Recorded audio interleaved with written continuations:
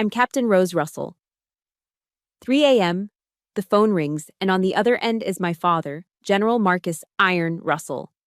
He wasn't calling to ask if I was okay, but to inform me in a cold, judgmental tone that my apartment building was on fire. "I warned you about that slum," he said. What stunned the legendary general wasn't the fire. It was my reaction. I laughed. "Before I tell you why, I need to know I'm not alone in this fight. Let me know where you're watching from in the comments. And if you've ever felt judged by your own family at your absolute worst moment, hit that like and subscribe button. Because this story is for all of us."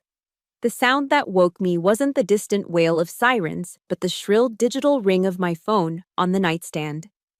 It sliced through the pre-dawn silence of my officers' quarters at Fort Bragg, a sterile, impersonal room that smelled faintly of pine cleaner and discipline. My eyes snapped open. I didn't need to look at the clock to know the hour was ungodly. My hand fumbled for the phone, and the screen lit up with 2 words, glowing in the dark in all caps: the general. My stomach coiled into a tight, familiar knot. My father never called at this hour to check in. General Marcus Russell didn't make wellness calls. He delivered tactical reports. I swiped to answer, my heart thudding a slow, heavy rhythm against my ribs. His voice came through the speaker exactly as I'd expected, cold as polished steel, devoid of any emotion except a thinly veiled annoyance. "Your building is on fire," he stated. Not a question, a declaration of fact. I was silent, my mind struggling to catch up. My building? The off-base apartment I'd fought so hard for, the one place that was truly mine. Flames, smoke, my neighbors. I held my breath, waiting, hoping for the 4 words that should have come next. "Are you okay, Rose?" But they never came. Instead, what I got was this: "I hope you were smart enough not to keep your dress uniform or medals in a place like that. It would be an embarrassment." Can you believe that? An embarrassment. My life, my safety, the well-being of the families who lived down the hall from me, none of it registered. His first thought was of the objects, the symbols of his legacy that I carried. The polished brass and colored ribbons he saw not as my accomplishments, but as extensions of his own honor, now at risk of being tarnished by what he'd always called my poor life choices. My throat felt like it was coated in sand, dry and bitter. The taste of his disappointment was something I knew all too well. And then I laughed. It wasn't a sound of joy. It was a broken, mechanical thing, a series of sharp, ragged bursts of air that were closer to sobs. It was the sound of a pressure valve finally giving way after 32 years of being screwed down too tight. I laughed like a faulty engine trying to turn over, a hacking, sputtering noise that echoed in the small, dark room. It was the only way my body could process the sheer, breathtaking absurdity of the moment. The general on the other end fell silent. The silence of a 4-star legend completely outmaneuvered by the one variable he could never calculate, his own daughter. I could almost picture him, ramrod straight even in his pajamas, utterly baffled.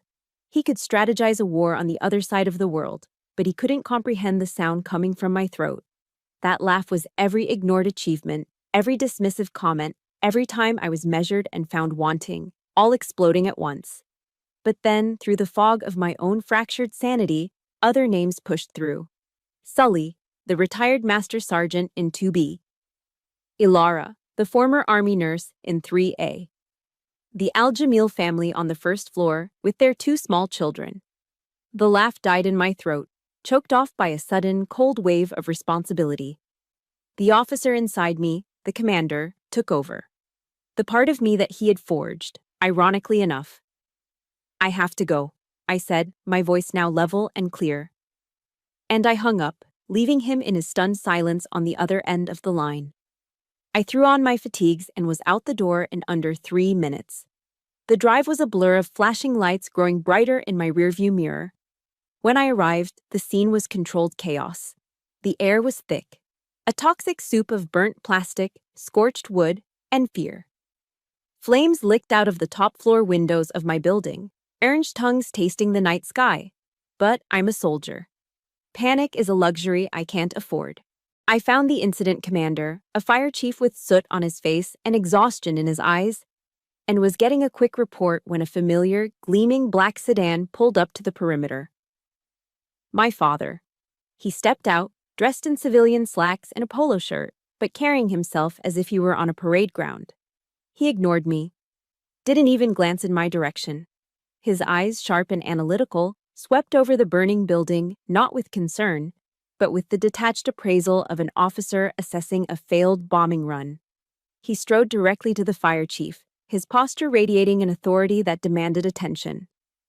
"I'm General Russell," he boomed, his voice cutting through the noise of the engines and radios. "My daughter lives here." He paused, then delivered the final verdict. A regrettable decision. He said it to the chief, but it was for me.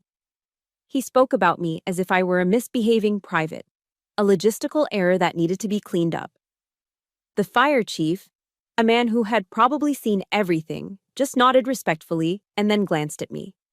His eyes were full of pity. And that look, the pity from a man I'd never met, hurt more than the flames ever could.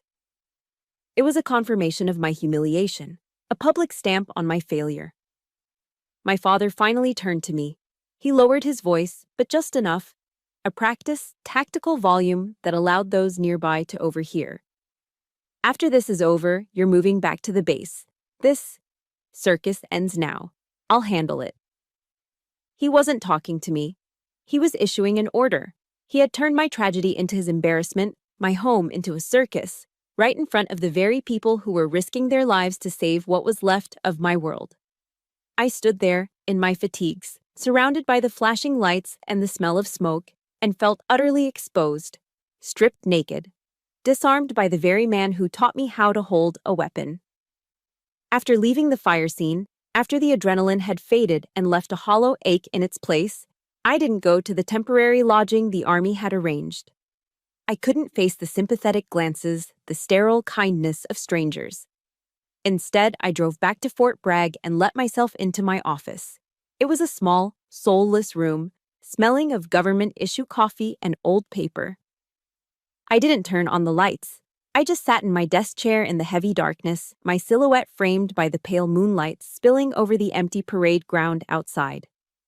The acrid smell of smoke still clung to my fatigues, a ghostly reminder of the flames. But it wasn't the strongest scent in the room. Underneath it was something else, an odor I knew intimately, the stale, metallic smell of familiar disappointment. What happened tonight wasn't new. It wasn't a sudden deviation from the norm. It was just another chapter in a book that was written long ago, its pages yellowed and worn. I'd grown accustomed to being a regrettable decision in my father's eyes. The humiliation I felt earlier wasn't a fresh wound. It was the tearing open of old scars, scars that crisscrossed my soul like a complex battle map. And as I sat there, the memories came flooding back, uninvited, like ghosts who had been waiting patiently in the corners of my mind for just this moment of weakness. The most vivid one is always the same. My graduation from the United States Military Academy at West Point. It was a perfect May afternoon, the kind of day that feels polished and new. Michie Stadium was a breathtaking sea of dress gray uniforms, a meticulously arranged landscape of future leaders. For 4 years, I'd poured every ounce of myself into that place. I'd sweat through freezing morning runs along the Hudson and bled on the obstacle courses. I'd spent sleepless nights in the library, fueled by black coffee and the desperate need to prove I belonged. And I had done it. I was graduating with honors, a distinguished cadet. When the ceremony ended, when the caps were thrown into the bright blue sky like a flock of black birds taking flight, the field erupted in a joyous chaos. Families streamed onto the turf, laughing, crying, embracing their sons and daughters. Proud tears streamed down the faces of mothers and fathers as they pinned the gold bars of a second lieutenant onto their children's shoulders for the first time. I scanned the crowd, my heart pounding with a fragile hope, and found him. My father was standing apart from the celebration, his hands clasped behind his back in his classic parade rest stance. He looked stern, impassive, as if he were observing a training exercise. I walked over, my new uniform feeling stiff and foreign on my body. He looked at me, his gaze clinical, then down at the shiny new rank on my shoulder. "Well done," he said, his voice a flat monotone. Then he added, "But, when I graduated, I was first in my class." Just like that. One sentence, and the entire monumental effort of the last 4 years crumbled into dust. The pride, the relief, the sense of accomplishment, all of it evaporated under the weight of his comparison. In that moment, I wasn't his daughter celebrating a triumph. I was just a lesser version of him, a flawed replica. A few years later, another memory adds itself to the map. My return from my first deployment to Afghanistan. I was awarded the Bronze Star for developing an intelligence plan that had allowed my unit to avoid a deadly, well-laid ambush. It was my first real taste of combat, of life and death stakes. And I had excelled. I had kept my people safe. When I came home, my father hosted a small dinner. He invited a few of his old general friends, men with chests full of medals and heads full of war stories. The entire evening, he held court, regaling them with tales of his own exploits during Operation Desert Storm. He talked about strategy, about command, about the good old days. My presence felt like an afterthought. Finally, one of his friends, a kindly old Air Force general, turned to me. "So, Rose," he said, gesturing to the medal pinned to my uniform, "tell us how you earned this one." Before I could open my mouth, my father waved a dismissive hand. "Ah, they give those out more easily these days," he said with a casual laugh. "The girl just did her job. Nothing more." He didn't even let me tell my own story. My contribution, my courage, the lives I had helped save. He reduced it all to a simple transaction, a duty performed. An act so obvious it wasn't even worth mentioning. I sat there, invisible, my voice stolen from me by the man who was supposed to be my biggest champion. It was in moments like those that the memory of another man would surface, a man who was the complete opposite of my father. Colonel Miller, my commanding officer, my mentor, the man who had died on that same deployment. He never compared. He never dismissed. He listened. I remember standing in his tent, the desert heat pressing in as I laid out my intelligence analysis on a map. When I finished, he didn't just nod. He looked at me, really looked at me, with an intensity that made me feel seen. "Russell," he said, his voice quiet but firm. "You have a brilliant mind. Don't you ever let anyone, not even a 4-star general, tell you otherwise." It was his voice, not the citation on the medal, that I held onto. It was his validation that I carried with me through the darkest nights. Now, sitting alone in the silent office, surrounded by the ghosts of my past, I realized something. This fight, the one that started tonight, wasn't just about a burned-down building. It wasn't just about getting justice for my neighbors. I was fighting to protect the value Colonel Miller saw in me, the value my own father had never, not once, acknowledged. I was fighting for his legacy, yes, but I was also fighting for my own. I didn't sleep that night, not a single second. After leaving my office, I spent the remaining hours of darkness staring at the ceiling of my temporary quarters, the words of Colonel Miller echoing in the silence. "Don't you ever let anyone tell you otherwise." But it was another feeling that kept me awake, a sharp, gnawing guilt that burrowed deep into my gut. I still had my career, my uniform, a roof over my head. My neighbors, the people I'd shared awkward elevator rides and polite morning greetings with, now had nothing but the clothes on their backs. I couldn't just sit there, drowning in my own family drama while they were adrift. I couldn't just stand by. The moment the sun was up, I was on the phone. My first call was to Sully. I asked him to gather everyone he could reach. Our meeting point. Sully's Smokehouse, a small no-frills BBQ joint on the outskirts of town, run by a retired Marine buddy of his. When I walked in an hour later, the rich, smoky aroma of hickory and slow-cooked pork hung heavy in the air. But not even that comforting smell could mask the exhaustion etched onto the faces of my neighbors. They were huddled around a long wooden table in the back, looking shell-shocked and lost. Sully, his weathered face set in a grim line. Alara, her usual calm nurse's demeanor replaced by a quiet anxiety. The Al-Jamil family, trying to keep their two young kids from getting restless. The owner, a mountain of a man named Gus with a bulldog tattoo on his forearm, came over carrying a tray of tall glasses filled with iced tea. He set them down on the table, the ice clinking softly. "Folks," he said in a low rumble, "anything you want today, it's on the house. You just say the word." His simple act of kindness, of solidarity, struck a chord deep inside me.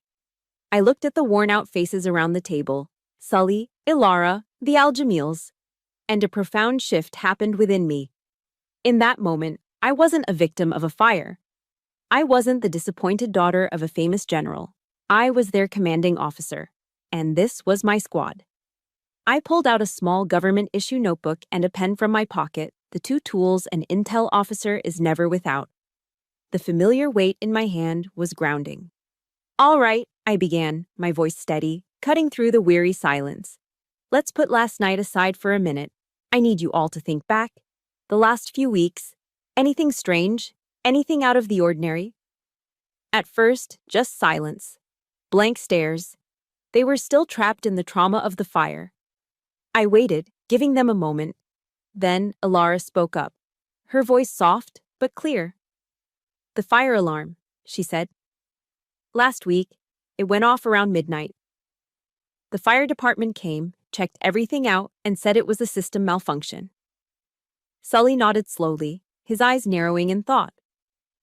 "And what about the water getting shut off on Tuesday?" he added. "Management sent out an email, said it was a burst pipe. But the plumber they supposedly called, he never showed up." Mr. Al-Jamil chimed in, his English accented, but his meaning clear. "The lock on the main entrance, broken for 3 days, anyone could walk in." Piece by piece, the puzzle started to come together. A faulty fire alarm that gets everyone used to false alarms. A sudden water outage, making the sprinkler system useless. A broken security door.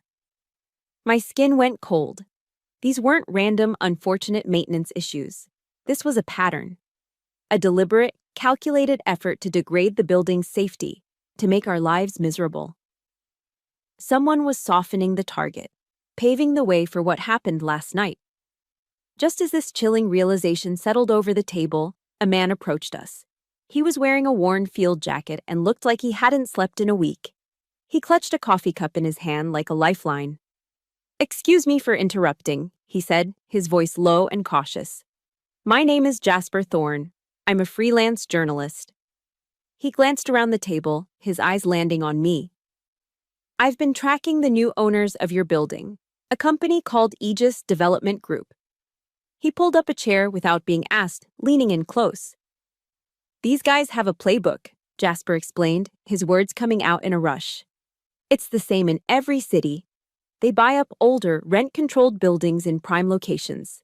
Then, accidents happen, a sudden fire, a partial collapse from structural failure, a severe mold outbreak.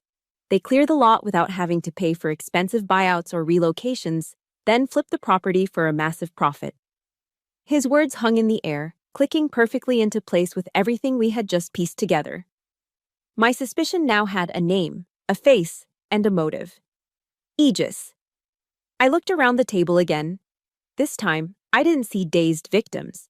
I saw assets. I saw Sully, with his decades of military experience and his vast network of veterans across the country. I saw Alara, with the meticulous attention to detail and unwavering patience of a career nurse. I saw Jasper, with his investigative skills and his hunger for the truth. And me, an intelligence officer trained to analyze patterns and predict an enemy's next move. We weren't helpless. We were a unit, a squad without weapons, but not without power. I capped my pen and shut my notebook. The time for grieving was over. The time for analysis was done. It was time for action. "All right," I said, and my voice had the crisp, decisive edge of command. "If they wanted a fight, they've got one. We're launching Operation Aegis Shield." Their heads snapped up. The exhaustion in their eyes was replaced by a flicker of something else. Focus. Purpose. "Here's the plan," I continued, making eye contact with each of them. Sully, I want you to work your network. Find out about any other accidents linked to this company. We need to establish their pattern of behavior nationally.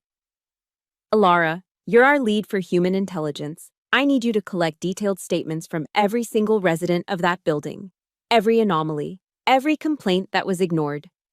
Jasper, you're on open source intel. I want you to dig into every public record, every corporate filing, every permit connected to Aegis. Find the money trail. And me, I'll coordinate, I'll build the strategy. For the first time since that 3 a.m. phone call, the gnawing guilt in my stomach subsided. It was replaced by something sharp and clear. Purpose. The battle had just begun. The next few weeks were a blur of organized chaos. Our lives were scattered to the winds. People were sleeping on friends' couches, in spare rooms of relatives they hadn't seen in years, or in cheap, transient motels off the highway that smelled of disinfectant and quiet desperation. Our command center became the last booth in the Al-Jamil's small cafe, where Mr. Al-Jamil now worked double shifts to make ends meet. It was there, surrounded by the comforting aroma of coffee beans and fresh bread, that we waged our war of paper and phone calls. One afternoon, I was hunched over a large city planning map Jasper had managed to acquire, my eyes tracing zoning lines until they blurred. I was running on fumes, skipping meals without even noticing. Suddenly, a plastic food container slid into my field of vision. I looked up. It was Alara, her expression a mixture of concern and gentle command. "Captain," she said softly, "you need to eat. You look like you're about to fall over." I opened the container. Inside was a steaming portion of macaroni and cheese, the ultimate American comfort food. It was rich and gooey, smelling of sharp cheddar and baked breadcrumbs. A wave of gratitude washed over me, so potent it almost brought tears to my eyes. I realized I hadn't had a proper meal all day.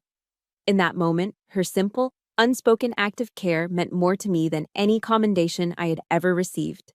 It was a quiet affirmation that someone saw me, not as a captain, not as a general's daughter, but as a person who needed looking after.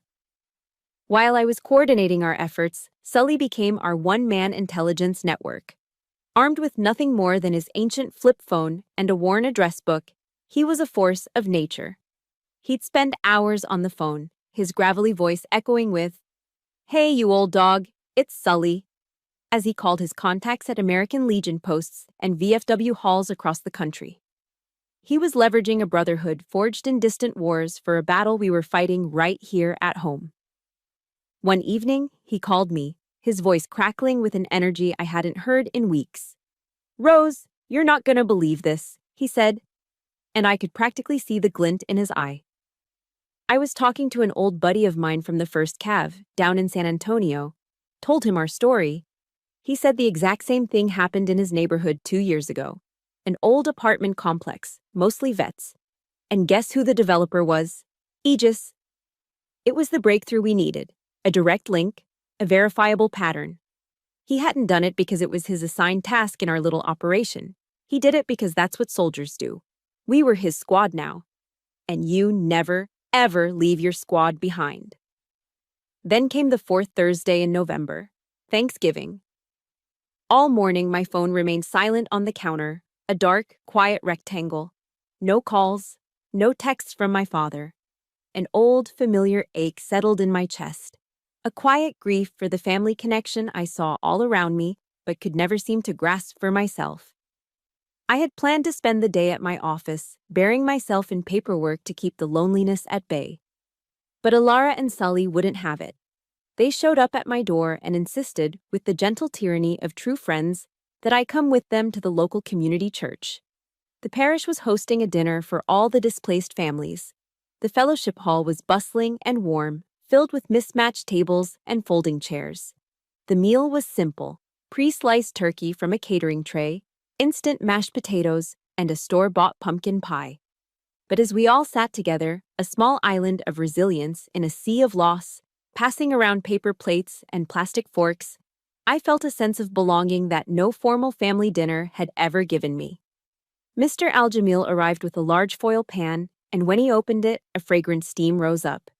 He'd brought a huge dish of roasted chicken and potatoes, seasoned with the sumac and herbs of his homeland.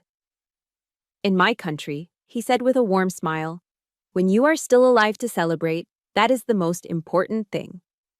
We ate, we talked, we even laughed. For a few hours, we weren't a collection of victims. We were a family. A strange, cobbled together, beautiful family. Later that evening, as the crowd thinned, Alara and I stayed behind to help clean up. As we were wiping down the last of the tables, she suddenly stopped and looked at me. "Captain," she said, her voice full of a sincere emotion that caught me off guard. "Thank you." I was confused. "For what, Alara?" Her eyes were clear and steady. "For not giving up on us," she said. "When I got out of the army, after all those years as a medic, I felt lost, like I didn't have a mission anymore. But these last few weeks, fighting alongside everyone, I feel like I have a purpose again, like I'm part of a unit. You gave us a battle worth fighting." Her words hit me with the force of a physical blow. In that moment, I understood. I hadn't just been fighting for them. I wasn't just their leader, trying to get them justice. They, with their quiet trust, their unwavering loyalty, their simple container of mac and cheese, they were saving me too. They were rescuing me from the isolation, from the crushing feeling of worthlessness that my father had so carefully cultivated in my heart for all these years. The fire had taken my home, but in the ashes, I had found a family. And that was a foundation no one could ever burn down. Our small war of attrition was starting to make a ripple. Jasper's first article, published on a small but respected investigative blog, got more traction than we'd expected. It was just a flicker of light, but it was enough for the cockroaches to feel the heat. Aegis responded, not with lawyers or public statements, but with something far more insidious. She walked into the Al-Jamil's cafe one morning like she owned the place. She was wearing an impeccably tailored navy blue power suit that probably cost more than my car, her heels clicking with quiet authority on the tiled floor. She introduced herself as Serafina Vance, Executive Vice President of Aegis Development Group. She wasn't arrogant or dismissive. She was worse. She was sympathetic. Her face was a masterfully crafted mask of concern as she sat down with us, her voice as smooth and sweet as honey. "On behalf of Aegis," she began, her gaze sweeping over the tired faces of my neighbors, "I want to express our deepest regrets for this tragic accident." She let the words hang in the air, thick with insincerity. "And to demonstrate our goodwill, we would like to offer each displaced family a compensation package, $10,000, along with our full assistance in securing new housing." $10,000. The number was a calculated insult, a pittance compared to a lifetime of accumulated belongings and a sense of security. But for a family staring down homelessness, for parents with kids to feed and bills to pay, it was a lifeline. It was a tempting, poisonous apple offered to people who were starving. I saw it immediately in their eyes, the flicker of hope warring with the exhaustion of the fight. She wasn't offering help. She was planting a seed of division. The oldest tactic in the book, divide and conquer. A few days later, the second prong of the attack came. My phone rang, displaying an unfamiliar number with a 202 area code. Washington, D.C. A cold knot formed in my stomach. "Captain Russell," a crisp, no-nonsense voice said, "this is Colonel Bishop from General Miller's office."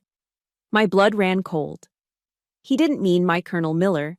He meant General Mark Miller, the chairman of the Joint Chiefs of Staff, the highest-ranking military officer in the entire country.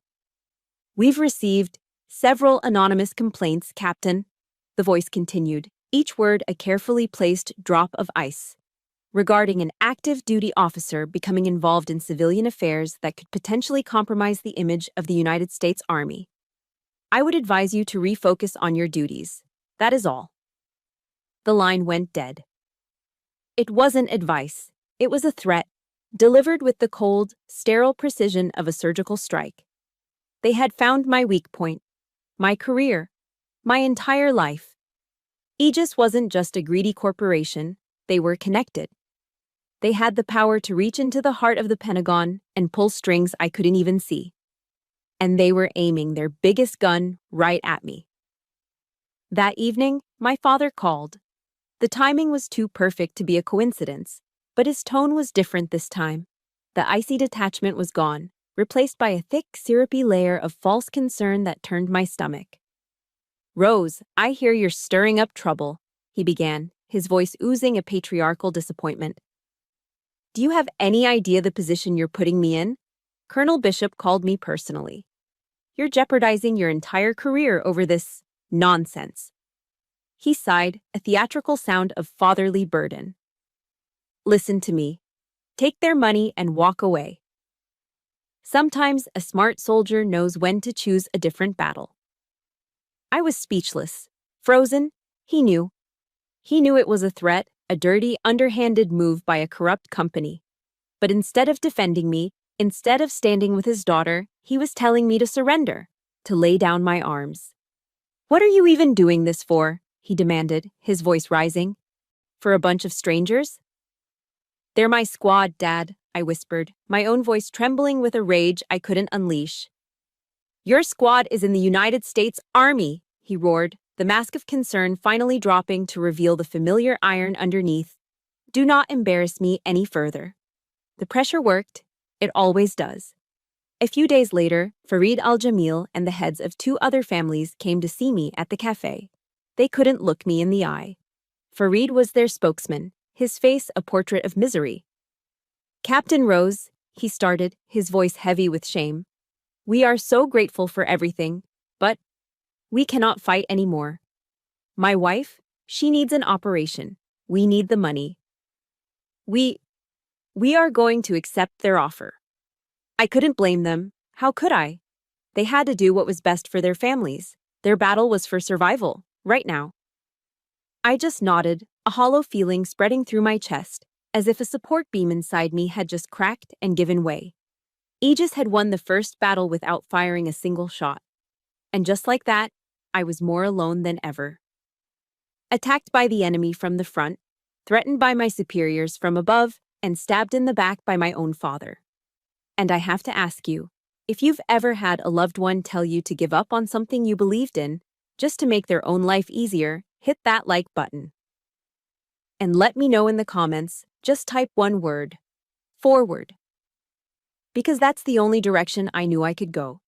This fight, which had once felt so righteous and clear, now felt desperate. It felt hopeless. After the Al-Jamils left, a profound sense of hopelessness settled over me. The carefully constructed walls of my resolve began to crumble. My moral compass, the internal gyroscope that had always pointed true north toward duty and honor, was spinning wildly. I was fighting a multi-front war with no reinforcements, and I was losing. I needed to reset. I needed to remember why I put on the uniform in the first place. So, I took a day of leave. I got in my car before dawn and drove north, chasing the sunrise up I-95 toward Virginia. My destination, Arlington National Cemetery. There's a silence at Arlington you won't find anywhere else on Earth. It's a heavy, reverent quiet that presses in on you, silencing the trivial worries of the living. I walked for what felt like hours among the endless, rolling hills. A stark white forest of marble headstones standing in perfect, silent formation. Each one a story. Each one a sacrifice. Each one a price paid in full. The sheer scale of it all, the quiet dignity, the immense cost of freedom, made my own struggles feel small, almost petty. I found my way to Section 60, the final resting place for so many who fell in Iraq and Afghanistan. I stood before the grave of a young sergeant from my first platoon, a kid from Ohio who'd had a goofy laugh and an unshakable faith in the good of people. I came here to find stillness, to strip away the noise and the anger and the fear, and to reconnect with the core principles I had sworn an oath to uphold, to remember my mission. I was tracing the letters of his name carved into the cold stone when a sickeningly familiar, honey-sweet voice cut through the sacred silence. Such a peaceful place. Captain Russell, what a coincidence. I turned, and my blood ran cold. It was Seraphina Vance. She was standing there, a few feet away, clad in a charcoal gray designer suit and impossibly expensive shoes that seemed to profane the very ground they stood on. She was a jarring slash of corporate ambition in a landscape of sacrifice, as out of place as a vulture in a church. "I come here to pay my respects," she lied, a practiced, sympathetic smile playing on her lips. It didn't reach her eyes. Her eyes were cold, calculating. "And since fate has brought us together, I thought I might present you with our final offer." She was treating this hallowed ground like a boardroom. $50,000, she said, her voice a conspiratorial whisper. "For you personally. A special relocation grant, let's call it. All you have to do is sign the non-disclosure agreement, and this all goes away." She held out a sleek tablet, the screen glowing with a digital contract. She was trying to buy my silence, my honor, right here, among the honored dead. The sheer, unmitigated gall of it took my breath away. My eyes flickered from her face down to the screen. I scanned the dense legal text, and then I saw it. Tucked away in a small clause disguised as a gesture of corporate charity. It stated that upon my signing, Aegis Development Group would generously sponsor a memorial plaque in the name of Colonel Robert Miller to be placed in a VFW hall of their choosing. Colonel Miller, my mentor, my hero. A man whose body lay buried somewhere on these very grounds. They were using his name, his memory, his sacrifice. They were dangling his honor in front of me as a cheap bargaining chip. They had taken the most sacred thing I had and put a price tag on it, turning his legacy into a line item in a dirty transaction. And in that instant, something inside me snapped. The carefully constructed discipline, the years of military training to remain calm under fire, the emotional dam I had been building for weeks, it all shattered. A rage so pure and white-hot erupted from the core of my being that it felt like a physical force. It wasn't loud. It was silent. It was deadly. It was the heat of a reactor going critical. I lifted my eyes from the tablet and met her gaze. "Get out," I hissed. My voice was barely a whisper, but it was harder than the marble tombstones surrounding us. "Get off this hallowed ground, now, before I forget that I'm in uniform." For the first time, Serafina Vance's composure cracked. She looked genuinely stunned, taking a half step back as if I had physically struck her. Then, recovering, her lips curled into a contemptuous sneer. She turned without another word and walked away, her heels clicking a sharp, angry retreat on the pavement. I stood there, my entire body trembling with the force of my fury. The quiet returned, but it was different now. It was charged. All around me, stretching to the horizon, the silent white stones stood as witnesses, and right there, surrounded by the ghosts of heroes, I made a vow.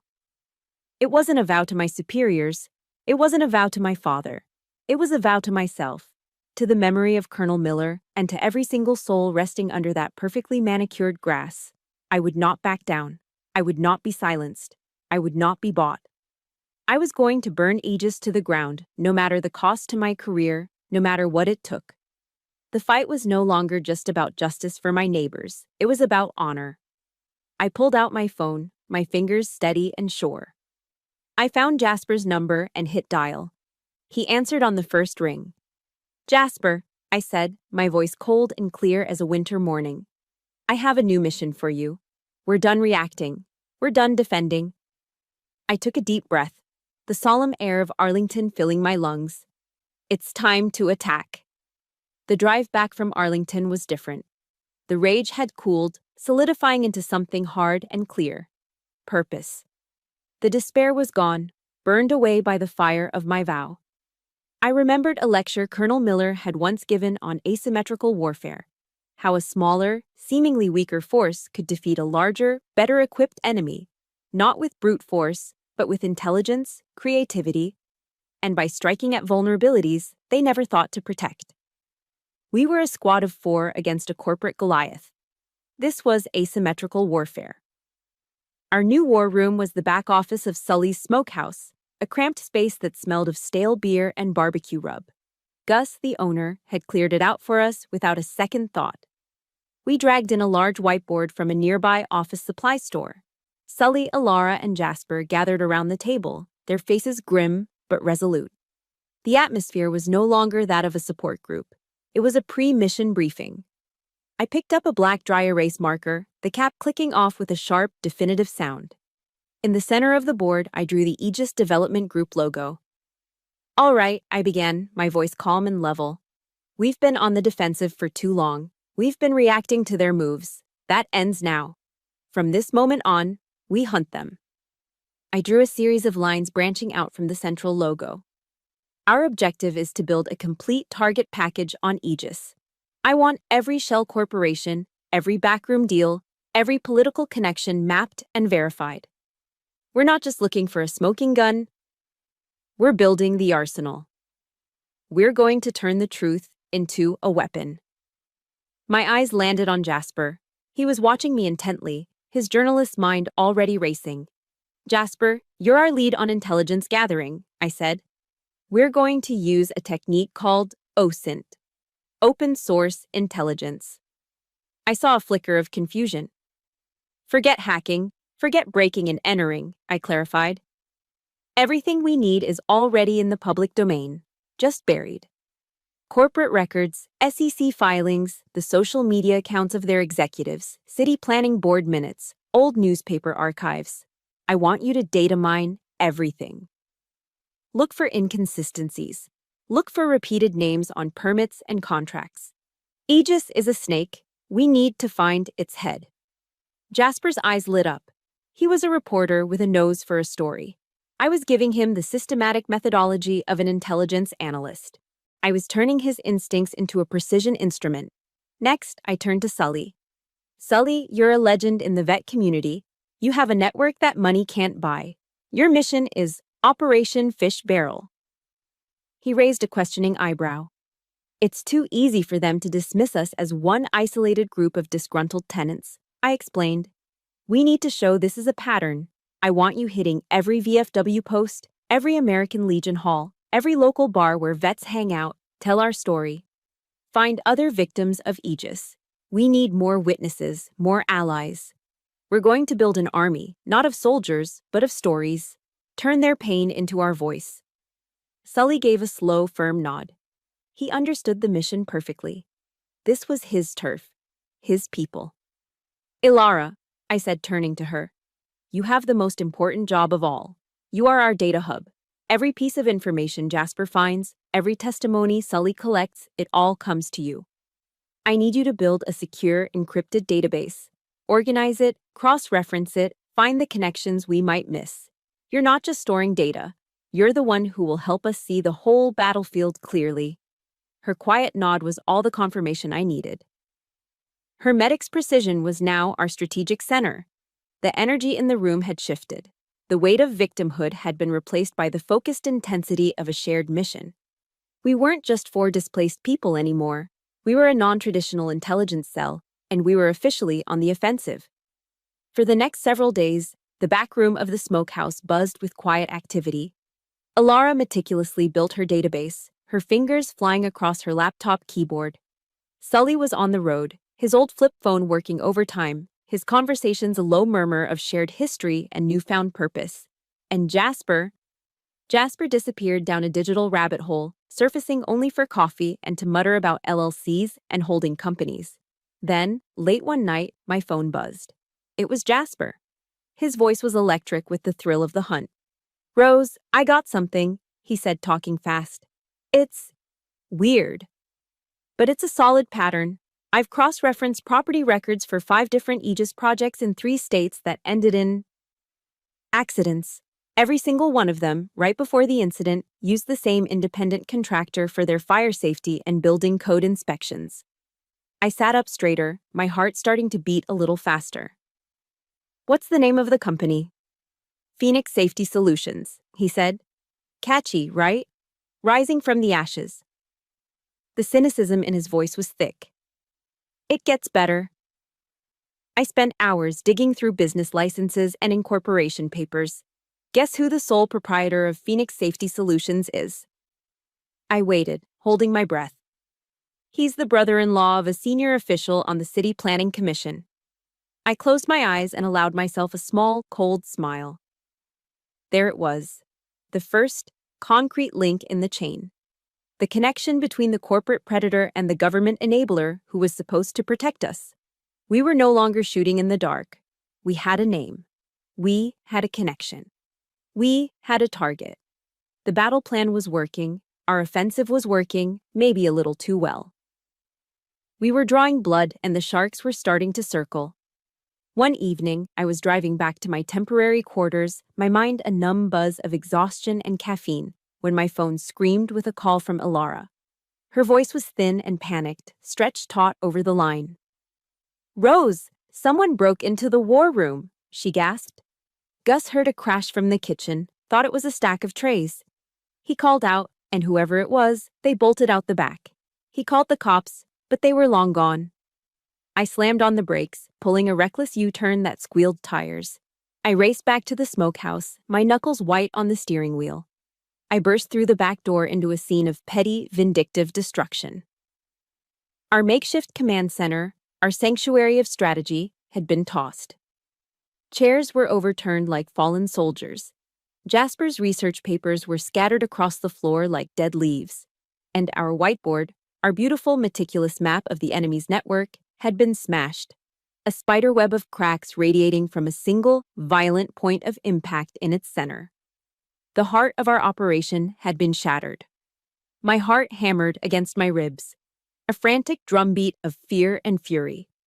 A quick survey showed Ilara's encrypted laptop and the backup hard drive were secure. She'd had the foresight to take them with her. They hadn't gotten our intelligence, but they had sent a message, written in the language of violence and intimidation. "We see you, we know what you're doing, and we are not afraid to cross the line." A cold fear, different from any I'd felt in a combat zone, snaked its way up my spine. In Afghanistan, you knew the enemy. There were rules of engagement. This was a street fight with no rules, and I had brought my friends into it. I had put them in the crosshairs. For the first time, a deep, poisonous tremor of doubt seeped into my resolve. Maybe my father was right. Maybe this was a battle I shouldn't have chosen. It was in that precise moment of fear and confusion, as I stood amidst the wreckage of our small rebellion, that the back door swung open again. Standing in the doorway, silhouetted against the dim yellow light of the alley, was my father. He was in his full Class A Army service uniform, the dark blue coat pristine, the rows of brightly colored ribbons a testament to a lifetime of service. 4 silver stars gleamed on each shoulder. He was not a man, he was an institution, a monument cast in iron. My heart didn't just sink, it plummeted. This was it, the final lecture. The "I told you so" that I knew was coming, delivered with the full weight of his 4-star authority. I braced myself for the verbal onslaught, for the final crushing wave of his disappointment that would surely sweep away what little was left of my fight. But he didn't speak. He stepped into the room, his polished shoes silent on the messy floor. He surveyed the wreckage with a slow, deliberate gaze, his eyes, the eyes of a master strategist, taking in every detail. He looked at the shattered whiteboard, the broken lines of our investigation, the names and arrows now leading to nowhere. And in his expression, I saw none of the righteous anger or smug vindication I expected. I saw something I had never seen there before, a deep, thoughtful sadness, something that looked almost like pain. His gaze settled on a jagged piece of the whiteboard lying on the floor. He bent down, his movement stiff and measured, and picked it up. Scrawled across the white surface in my own hurried handwriting were the words, "Phoenix Safety Solutions." He held the piece in his hand, staring at it for a long moment before he finally spoke. His voice was low and heavy, thick with a weariness that seemed to age him decades in an instant. After the call from Colonel Bishop, he began, his eyes still fixed on the fragment in his hand. "I didn't believe you. I thought you were being stubborn, reckless." He finally lifted his eyes to meet mine. "But before I was a general, Rose, I was an intelligence officer. It's in my blood." The story didn't sit right. So I made some calls, old contacts, friends at the Pentagon, a few back-channel inquiries at the FBI. He set the broken piece of the board down gently on the table, as if laying a wreath. Aegis, he said, the name tasting like poison in his mouth. They're not just a real estate company. They're a front, a criminal enterprise wrapped in a flag of corporate legitimacy. And they're connected to substandard housing construction for military personnel on at least 3 other bases. Fort Hood. Camp Pendleton. They're defrauding the government, Rose. They're stealing from the American taxpayer and endangering the lives of our soldiers and their families. I just stood there, frozen, unable to process what I was hearing. A dam inside me that had been holding for 32 years began to crack, groaning under an impossible pressure. Hot tears welled in my eyes, blurring his decorated uniform into a hazy constellation of color and light. He took a step toward me, not to lecture, not to command, but to stand beside me, shoulder to shoulder, a comrade. And for the first time in my entire adult life, he laid his hand on my shoulder. It wasn't a condescending pat or a controlling grip. It was a firm, steady pressure that communicated more than words ever could. It said, "I am here. I am with you." "You were right, Rose," he said, his voice thick with an emotion I couldn't name. "You were fighting a war I was too blind, too proud to see." He took a deep, shuddering breath. I was wrong. Those 3 words, from him. It was the validation I had spent my entire life starving for, and it broke me. The tears spilled over, streaming silently down my cheeks, washing away years of doubt and pain. He looked at me then, and the mask of the general was gone. The disappointed father was gone. In his place was a commanding officer looking at his subordinate not with judgment, but with an absolute, unwavering respect. His posture straightened then, the familiar steel returning to his spine, but this time it was a shield to protect me, not a weapon to be used against me. His voice regained its authoritative timbre, crisp and clear. "All right," he said, his gaze sharp and focused. "Brief me, Captain." He gestured to the wreckage of our war room, a new, formidable light in his eyes. "We have a battle plan to devise." The new war room was my father's home study. It was a world away from the cramped back room of the smokehouse, lined with mahogany bookshelves filled with military history and strategy, a large American flag standing proudly in the corner. The room radiated quiet, established power. My father stood before his desk like a commander addressing his staff. "We have the intelligence," he said, his voice a low, commanding rumble. "Now we execute a coordinated attack. We need shock and awe." He turned to Jasper, who was sitting at the conference table, surrounded by stacks of files that now stood several feet high. "Jasper, your report. Is it ready to deploy?" Jasper pushed his glasses up his nose, a confident gleam in his eyes. "General, I have enough evidence for a multi-part series. It's ironclad." A rare, thin smile touched my father's lips. "Even better," he said. He picked up his phone. "I'm calling an old friend. Jasper, have you ever heard of a program called 60 Minutes?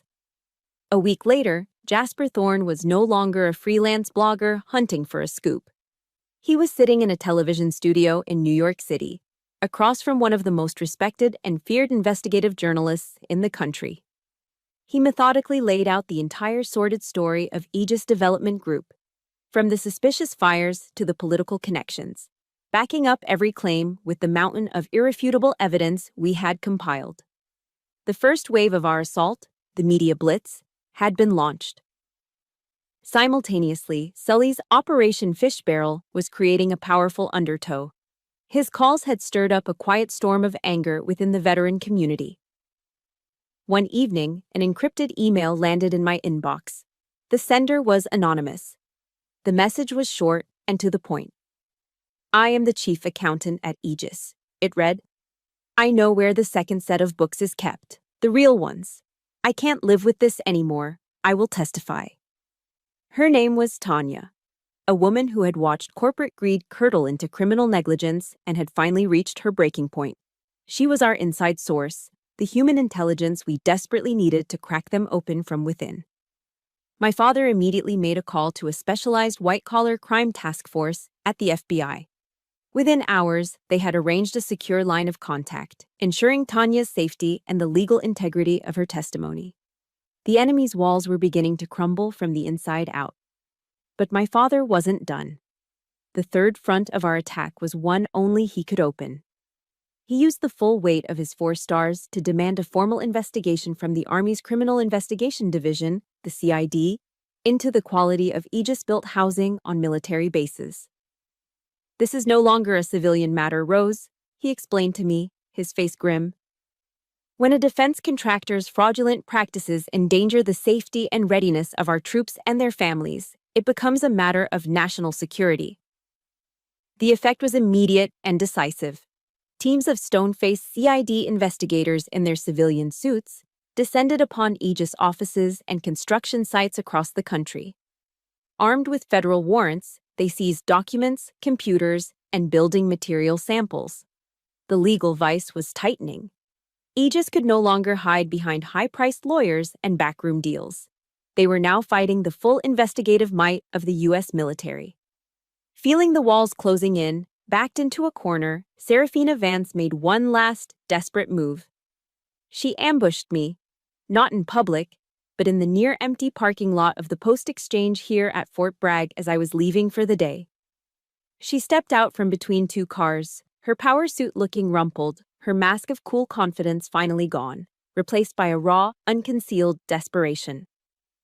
"Rose, you've won," she said, her voice strained. There was no honey in it now, only acid. "Name your price, a number, any number. Enough for you and your whole family to live on for the rest of your lives. Just call it off. Stop the 60-minute story from airing." My father, ever the strategist, had anticipated this. He was sitting in my car a few rows over, silently observing, a silent partner in this final confrontation. I looked straight into Serafina Vance's eyes, the eyes of a cornered predator making one last lunge. I thought of the families who had lost everything. I thought of Sully and Alara. I thought of Colonel Miller's name on that bribe sheet. And I thought of my father, the man who had taught me what honor meant, even if we'd both forgotten it for a while. "My honor isn't for sale, Ms. Vance," I said, my voice as calm and steady as a rifle sight. "And neither is my father's." I left her standing there in the parking lot, her last-ditch effort dissolving into the humid North Carolina air. I got in my car, and as I turned the key, I looked over at my father. He simply nodded, a look of profound, unqualified pride on his face. I put the car in drive, my last words to her hanging in the space between us. "I'll see you in court."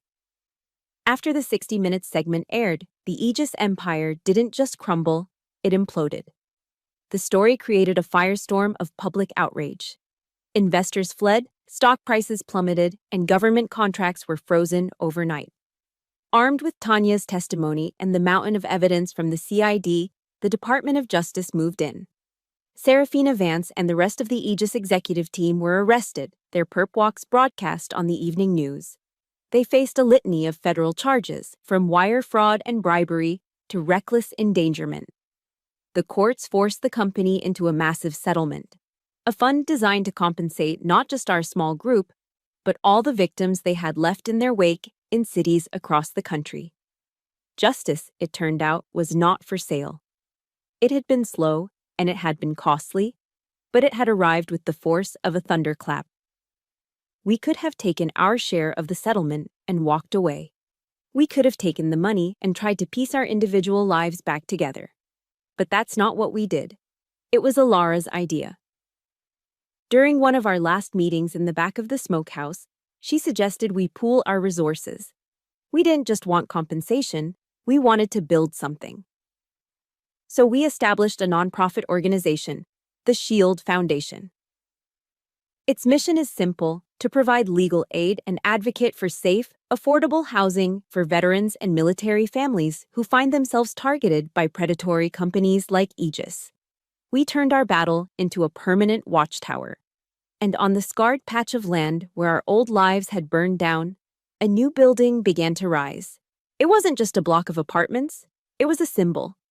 Built with the best materials, exceeding every safety code, designed to be a sanctuary. It was a testament to resilience, a fortress of community.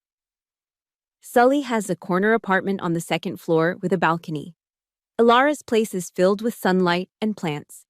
The Aljamils have a 3-bedroom unit where their children's laughter now echoes in safe hallways. They, along with several other young military families, are the beating heart of a community that was forged in fire, stronger and more connected than before. On the day of the dedication ceremony, my father and I stood together on the rooftop, both of us in our dress uniforms. A gentle breeze snapped at the enormous American flag being raised on the new flagpole, its bright colors brilliant against the clear blue sky. We watched in comfortable silence as it reached the top, a proud banner flying over the home we had all fought for. "I understand now," my father said softly, his eyes fixed on the flag. "Your laugh, that night. I finally understand it." He turned to me, his gaze clear and direct. "You weren't laughing because you'd saved a few possessions from the fire. You were laughing at the absurdity of it all. At me.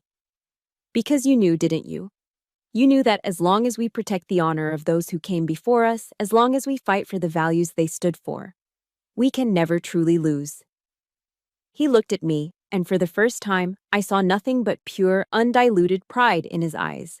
There were no hidden clauses, no comparisons, no reservations. "You taught an old general a lesson about real honor, Rose," he said, his voice quiet. "That it isn't about maintaining an image or collecting awards. It's about doing the right thing, especially when it's hard. Sometimes the most important battles aren't fought on any battlefield on a map." He put his hand on my shoulder, just as he had in the ruined war room. But this time, it was different. It wasn't the firm, steady grip of a commander. It was softer. He pulled me closer, and for the first time since I was a little girl, my father hugged me. A real, heartfelt embrace that spoke of years of unspoken words and misunderstood intentions. "The legacy of Iron Russell," he said, his voice thick with emotion, his words a near whisper against my hair. "It isn't my campaigns. It isn't the medals or the stars." He pulled back just enough to look me in the eye. "It's you." Hearing those words, feeling the genuine warmth of his embrace, was like the final, perfect setting of a bone that had been broken for decades. The map of scars inside me didn't vanish, but in that moment, they were finally, completely healed. The fire took a building, but it gave back so much more. It forged a justice warrior, it reforged a family, and it built a new, lasting legacy, not of iron and steel, but of the unbreakable bonds of community and the enduring power of honor. Our war may be over, but for the Shield Foundation, our mission has just begun. And so, my part in this fight came to a close. But the work of the Shield Foundation, our real legacy, has just begun. I wanted to share this story with you, to reach through the speakers and let you know that if you've ever felt unseen or undervalued, you are not alone. Our true legacy isn't defined by the family we're born into, but by the one we build and the good we leave behind. If this story resonated with you, please consider hitting that like button and subscribing. It helps our community grow and ensures these stories reach those who need to hear them most. And before you go, I have one last question for you. In the comments below, please tell me in one word, what does the word legacy mean to you? Thank you for listening.